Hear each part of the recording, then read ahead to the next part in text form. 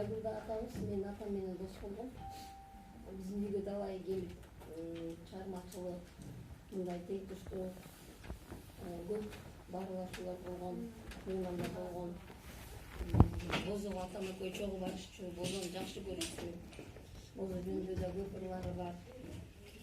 Айрыкча ушу аял жөнүндө жазган ырын аябай таңданып, суктанып, ушундай катуу, ушундай десети туура тамай айтканына таң калдым да.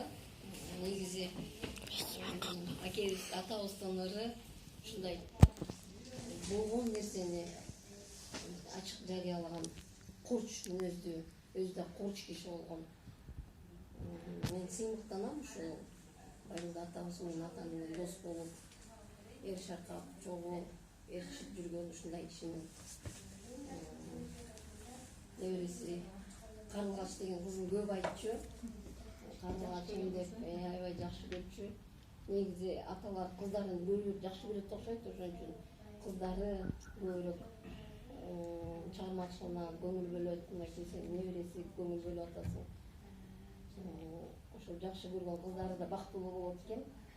Мен да ошо сыймыктанам, мен да атамды жакшы көрчү. Байдулда атабыз Карлыгач десем мен атамыз Табылгүл деп ушинтип аябай сыймыктанышчу.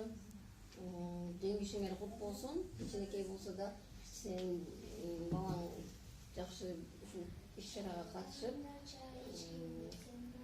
балдар деле жүрөгүндө жаккан ырларды айтты да, бала сезимдери мен деле жакшы көрчүмүн. Ал болсо бачым татайын деп анан элдин баары ырдагандан кийин көпчүлүк жакшы көрөт да.